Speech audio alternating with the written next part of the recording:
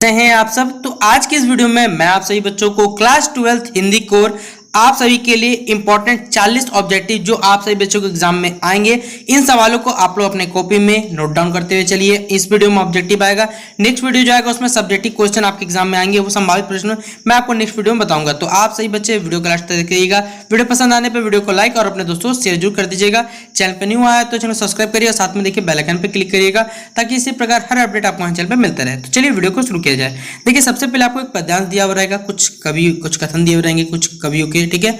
कुछ हमारे पास कविता रहेंगे, उसमें से कुछ सवाल देखिए पूछे गए। जो बीत गई सो बीत गई, जीवन में एक सितारा था, माना वो बहुत प्यारा था, वो डूब गया तो डूब गया। अंबर के आनंद को देखो, कितने इसके तारे टूटे, कितने इसके प्यारे प्यारे छूटे, जो छूट गए फिर कहाँ मिले।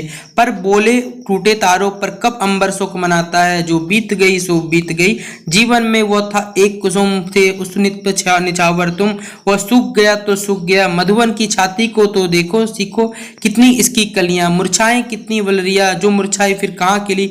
बोलो सूखे फूलों पर कब मधुवन शोर मचाता है, जो बीत गई सो बीत गई। ये आपको एक कविता दी हुई और इस कविता से देखिए कुछ सवाल पूछे गए। जो बीत गई सो बीत गई कविता का जो उक्त कथन से ये क्या कहना चाहता है कवि बताना है, तो हमें इस कथन से एक ही बात समझ आता है कि जो बातें बीत चुकी हैं उस पर हमें चिंतन नहीं करना है, उस पर दुख नहीं होना है और हमें भविष्य के लिए क्या करना है, विचार करना है। और इसका आंसर हो जाएगा ऑप्शन नंबर 4। आप खुद पढ़ सकते हैं, जो बीत गई सो बीत गई, बीती बातों पर चिंता न करते हुए हमें भविष्य की ओर क्या करना चाहिए, विचार करना चाहिए। फिर अगला सवाल है, आकाश में टूटते तारों को देख के क्या प्रेरणा मिलती है हमें। तो अगर हम लोग आकाश में टूटते हुए तारा देखेंगे तो आकाश जैसे जानते हैं ये तारा टूटने का आकाश कभी शोक नहीं मनाता है, उसी प्रकार जब हम अपने प्रियजनों को कोई हमें छोड़ के चला जाता है तो हमें उसका शोक नहीं मनाना चाहिए। यानी ऑप्शन नंबर क्या हो जाएगा 3, इसका क्या हो जाएगा, राइट आंसर हो जाएगा। फिर अगला हमारे पास कुसुम। देखिए कुसुम क्या होता है, फूल का पर्यायवाची शब्द होता है। यहाँ पर कानन है, सुमन है, पराग, कलिया, आपको कुछ पर्यायवाची शब्द मालूम होने चाहिए तभी, जैसे फूल का पुष्प, सुमन, कुसुम। तो इसलिए सुमन भी क्या होता है हमारे पास पुष्प का ही यानी फूल का एक रूप होता है, पर्यायवाची शब्द है, यानी कुसुम इसका ऑप्शन नंबर 3 का 2 होगा, ठीक है।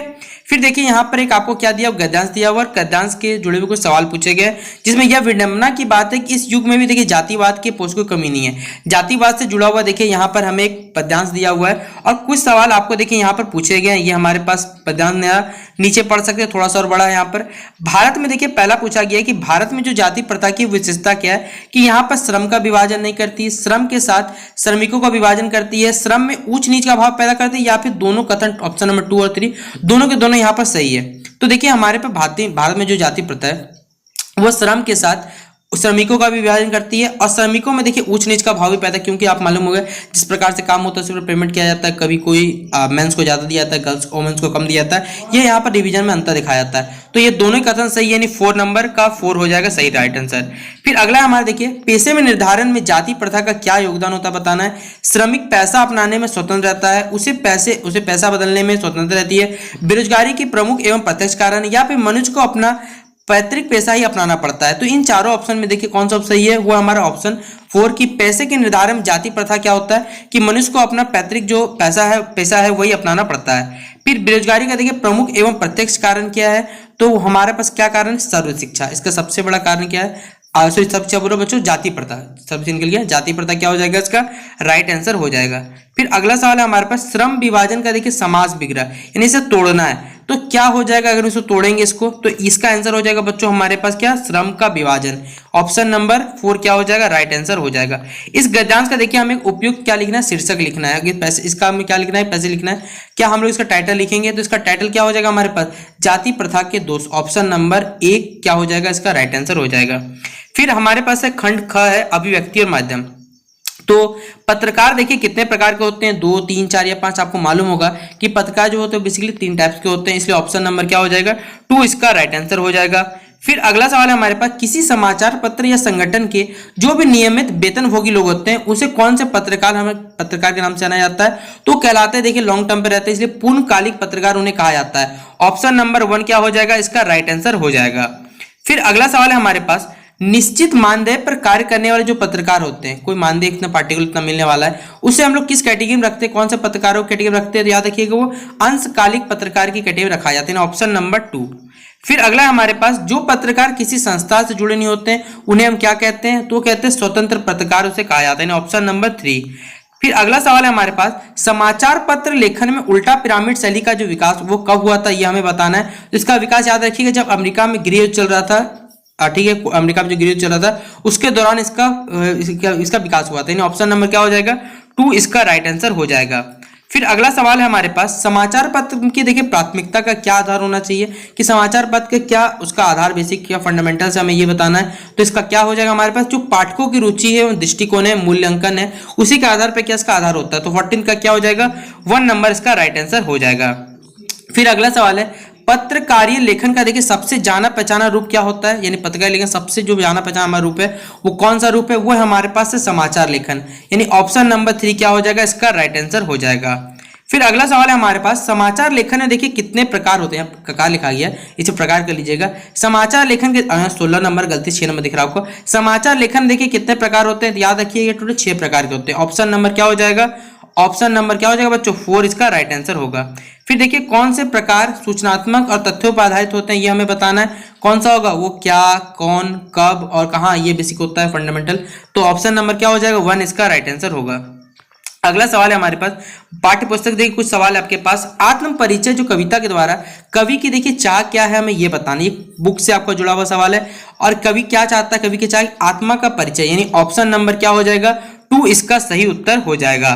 फिर अगला सवाल है हमारे पास, कौन सी ऋतु पुलों को पार करते हुए आई है, ये हमें बताना है। पावस ऋतु यहाँ, ठीक है, शरद ऋतु, बसंत ऋतु या फिर गर्म ऋतु, ग्रीष्म ऋतु जिसे हम लोग कहते हैं। तो कौन सी ऋतु आई, वो है शरद ऋतु। ऑप्शन नंबर क्या हो जाएगा, 2 इसका राइट आंसर हो जाएगा। फिर अगला हमारे पास, कुंवर नारायण का जो जन्म हुआ था वो किस वर्ष हुआ था, ये बताना। तो याद रखिएगा इनका जन्म हुआ था 1927 ईस्वी। ऑप्शन नंबर 1 इसका राइट आंसर होगा। अगला सवाल है हमारे पास, कविता श्रेष्ठ कैसी होती है, जिसमें भाव हो, जिसमें कल्पना हो, जिसमें रुचि या फिर जिसमें व्याकरण हो। तो याद रखिए कविता श्रेष्ठ तभी होती है जिसमें भाव होता है, यानी ऑप्शन नंबर 1 इसका राइट आंसर हो जाएगा।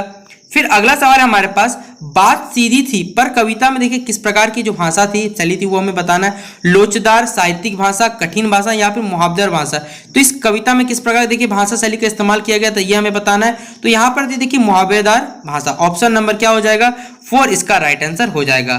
फिर देखिए जिसका कोई अंक खराब हो गया उसे हम लोग क्या कहते हैं, हमको मालूम होगा, ये कहलाता है अपंग, कहलाता है हैंडीकैप्ड। ऑप्शन नंबर 1 क्या हो जाएगा, राइट आंसर होगा। फिर अगला सवाल है हमारे पास, गजानन माधव मुक्तिबोध का जो निधन हुआ था वो किस वर्ष हुआ था, किस दिन हुआ, तिथि हमें बताना। तो उनका डेट क्या था, डेट क्या था। ऑप्शन नंबर 2 11 मई 1964। फिर अगला सवाल है हमारे पास, शमशेर बहादुर सिंह जी का जन्म कहाँ हुआ था, देहरादून, ऋषिकेश, हरिद्वार या इनमें से कोई नहीं। तो इनका जन्म कहाँ हुआ था, याद रखिएगा हुआ था देहरादून में। ऑप्शन नंबर 1 इसका राइट आंसर हो जाएगा।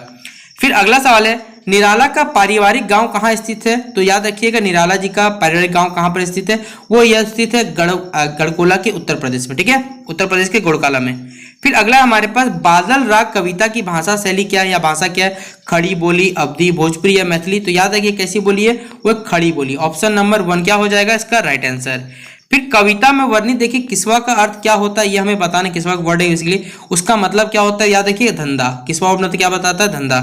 फिर अगला है हमारे पास जागू। देखिए जागू का यहाँ पर क्या शाब्दिक अर्थ होता है, वो होता है जागी। ऑप्शन नंबर क्या हो जाएगा, 3 इसका राइट आंसर हो जाएगा। फिर क्वेश्चन नंबर 30 हमारे पास, फिराक गोरखपुरी कैसे कवि थे बताना है, व्यंग्यकार, शायर, कहानीकार या साहित्यकार। तो फिराक गोरखपुरी देखिए किस प्रकार कवि थे, वो एक शायर, ठीक है, शायर थे। तो ऑप्शन नंबर क्या हो जाएगा, 2 इसका राइट आंसर हो जाएगा। फिर अगला है हमारे पास देखिए, रुवैया कविता में किस भाषा का अनूठा समन्वय होता है, हिंदी, उर्दू, लोक भाषा या तीनों के तीनों।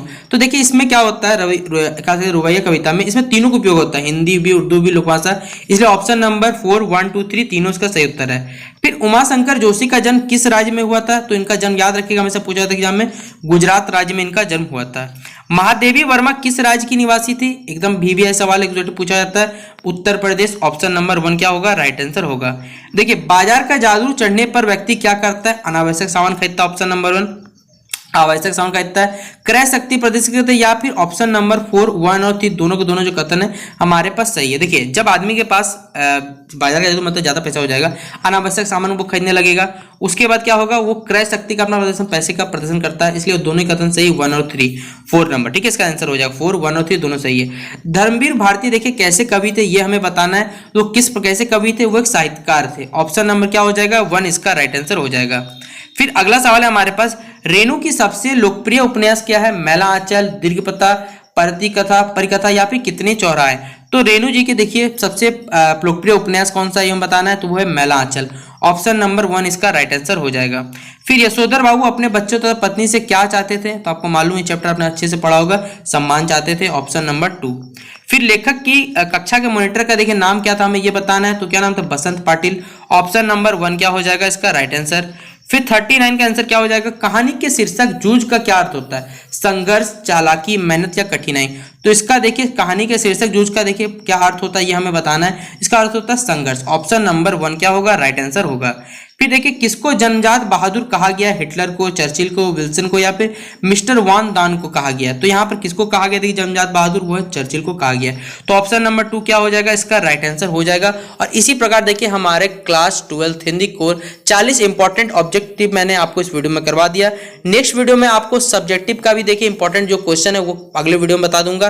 तो आप सही बच्चे जितना हो सके अपने दोस्तों को इस वीडियो को शेयर जरूर कर दीजिएगा, और वीडियो कैसा लगा कमेंट बॉक्स में जरूर बताइएगा। मिलते हैं नेक्स्ट वीडियो पे, तब तक के लिए जय हिंद जय भारत।